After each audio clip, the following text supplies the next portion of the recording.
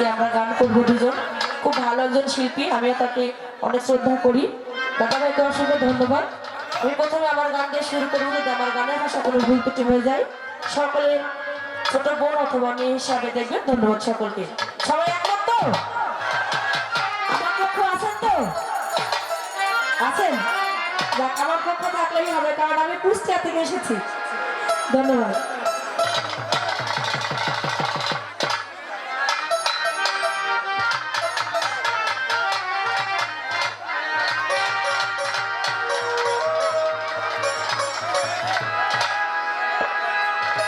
দর্শক করো।